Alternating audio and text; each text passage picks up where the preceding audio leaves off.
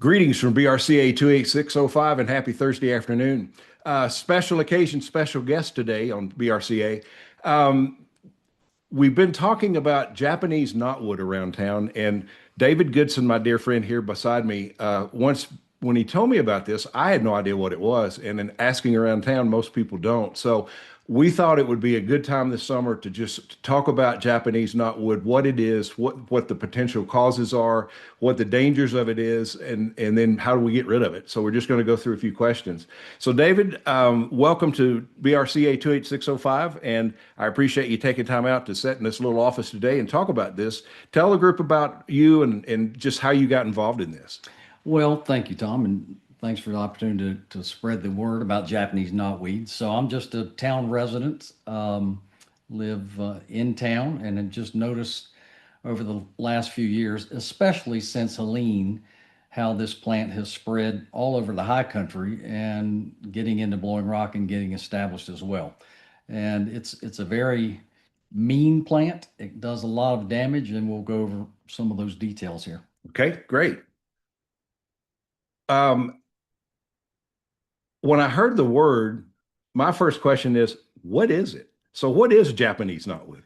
Well, Japanese knotweed is a non-native invasive plant.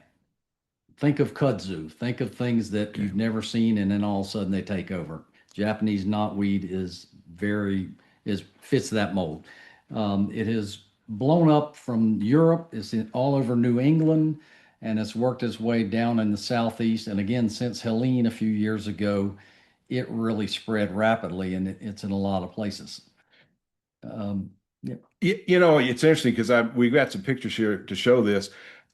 We've got a large patch of this at the top of Green Hill in our neighborhood, and I had gone through there and just casually thought it was weeds. I'd walk the dog and walk around the circle up there and think, well, that's kind of a wicked looking weed. I had no idea this is how aggressive and evasive this thing was. Yeah, it is. And some of the things that happen when it gets established, such as some of these pictures show, I mean, it displaces native vegetation. It creates severe streamside erosion problems. It damages pavement, drainage, and septic systems, and it can break through concrete. And it can overwhelm residential and commercial landscapes, similar to what you Wow. saw in your neighborhood. And there are established colonies here in Blowing Rock now. We're trying to identify them and notify owners if they're not aware of that. And the worst thing about Japanese knotweed is it's an allelopathic plant. And that means that once it gets established, it puts out some chemicals in the soil that basically sterilizes the soil and keeps anything else from growing there or germinating or getting any larger. So it does a lot of damage after it gets established. This makes kudzu look friendly. Honest to goodness. Um, what's been done to sort of make the public aware? I know you've done some presentation to council and you talked to some neighbors. So where are we on the identifying to the community how to manage this? Well, a great question. So, because a lot of people don't know what it is, but once they see pictures, they say they've seen that.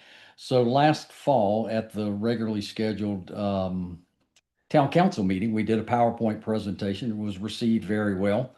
So, the town leaders are aware of it, and our new town manager is certainly aware of it. Um, the town of Blowing Rock's landscape division, which is headed up by Corey Cathcart, is well aware of it, and his staff is. And where Corey recognizes it, he can take care of it as long as it's on public or town-owned land. The Blowing Rock Garden Club has been instrumental in educating and spreading the word. I mean, they're have a bunch of members. Most of them are aware of it now, and they have really tried to do the right thing and educate the public. And if you go on their website, blowingrockgardenclub.org, there's a couple things you can see that gives you more information about that. And then the town of Blowing Rock, just this earlier this month, put a Japanese knotweed flyer in the water bill. So if you're a resident of Blowing Rock and you've got a water bill, then there was a flyer in there telling you more about it. Okay, that hopefully everybody saw that. You know, now that we have it, How do we destroy it and eliminate it?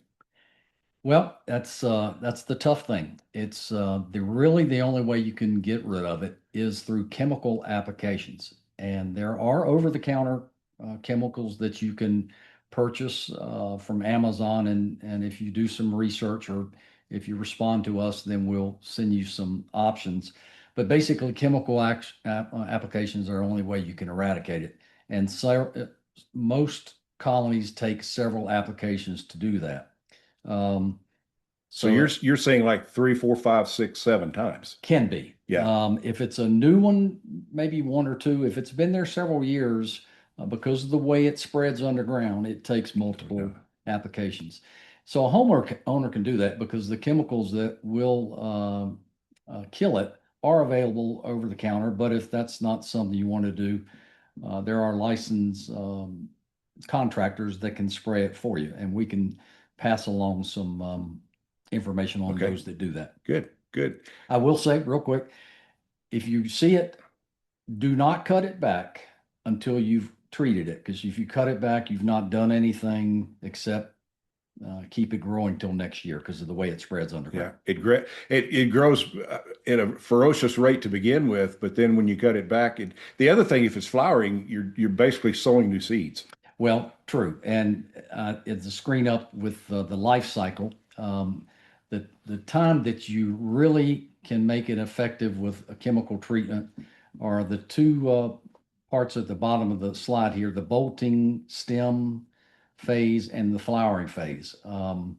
That's when it will take most of the chemical back and have the most effect on killing the rhizomes. So, and you also mentioned something about how deep in the ground the roots go. I was amazed by that. Oh my goodness.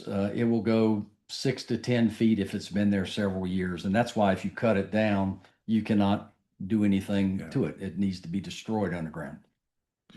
Well, we've got more information and a little bit about how to treat it. What do you think our realistic goal is as a town of Blowing Rock, combining both the public properties, the town-owned properties, the private properties? And another thing about Blowing Rock, we've got a lot of vacant lots where this is growing, and there's nobody's really seeing it, nobody's really paying attention to it, no one really knows what it is, and now you're telling me that not only did we have it in our neighborhood, but it's behind a couple of places here on the highway on 321, and then where are some other places in town that you've seen it? Well, we've seen it as people have seen it in their yard where, unless you're in your own yard, somebody like myself or anybody else wouldn't see it. So people have contacted us, but several of the locations along the middle fork of the New River as it goes into Chatola's Lake, that whole stretch, there's several patches there, as well as 3 or 4 more that are pretty big along 321. So you asked about a realistic goal. I think that the goals are twofold. First of all, to educate as many people about it so you can see what it looks like, and if it's on your property, then hopefully take action to get rid of it.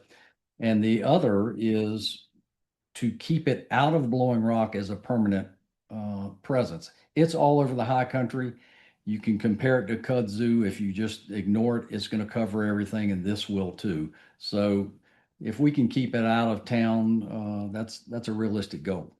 And then one more thing I'd like to mention is where an individual can get more information. Sure, please. Yeah. So if you see the plant and you don't know if it's on town property or not, you can email Corey Cathcart, the town landscape director, and he is ccathcart@tobr.us, and he's on the town website too.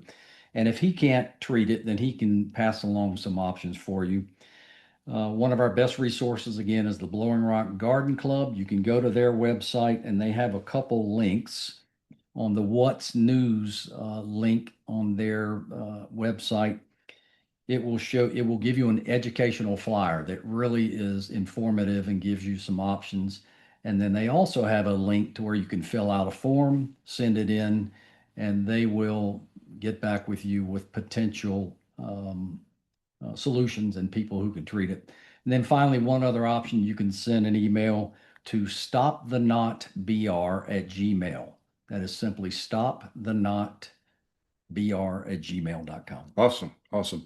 Well, David, I appreciate you taking time to talk about this today. I've learned a lot. I've been researching this, and this is something the rest of our town needs to know about. Um, as always, thank you for tuning in today. Thank you for your financial support and for all our new members, a number of new members. It's interesting. We had a new member show up last night with a very large donation, and we have no idea who they are. So new people continue to come to the Civic Association, and you're all welcome. After all, BRCA is for all of Blowing Rock. Thank you. Have a great day. We'll talk to you next week.